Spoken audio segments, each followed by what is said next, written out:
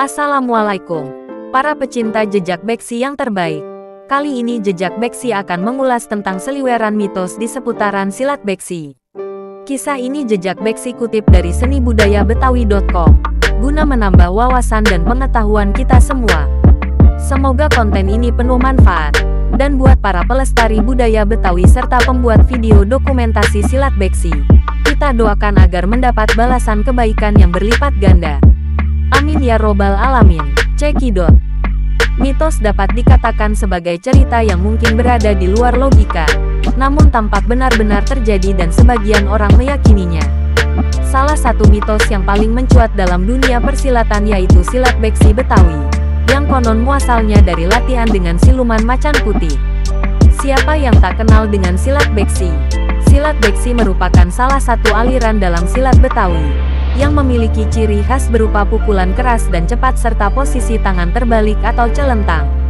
Mitos terkait silat ini yakni, disebutkan oleh anaknya Raja Bulu yang gagu atau bisu yang mendapatkan ilmu bela diri di hutan.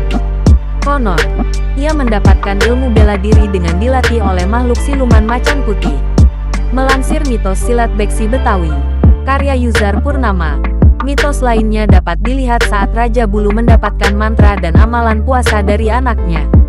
Konon, mantra tersebut dapat mengundang dan mempercepat kedatangan macan putih. Sementara dengan mengamalkan puasa maka akan memperoleh ilmu pamungkas bela diri silat beksi. Versi lain menyebut, bahwa silat beksi muncul saat Ki Jidan sering memanen singkong di hutan. Ternyata singkong tersebut tidak habis-habisnya, padahal setiap hari dipanen untuk berdagang. Lantas, Ki Jidan mendapat tawaran dilatih ilmu bela diri oleh seseorang misterius. Konon, orang ini sebagai pemilik singkong. Orang misterius mengajari Ki Jidan 8 jurus. Sisanya 4 jurus akan diajarkan oleh orang lain. Menariknya, saat Ki Jidan selesai belajar, orang tersebut pergi. Dan saat membelakangi, terlihat di bawah jubahnya ekor macan dan di pundaknya belang-belang seperti kulit harimau. Tak hanya itu, kejadian di luar logika pun muncul. Saat orang misterius itu minta kemenyan dan ia menitip pesan jika butuh bantuannya maka harus bakar kemenyan dan baca mantra-mantra.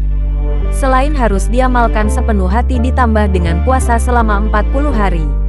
Niscaya, bukan hanya mahir silat beksi Betawi, tapi juga kebal dari semua senjata tajam. Cerita ini berkembang menjadi mitos yang tumbuh subur pada masyarakat, terutama masyarakat pedesaan baik pada zaman dulu maupun sekarang.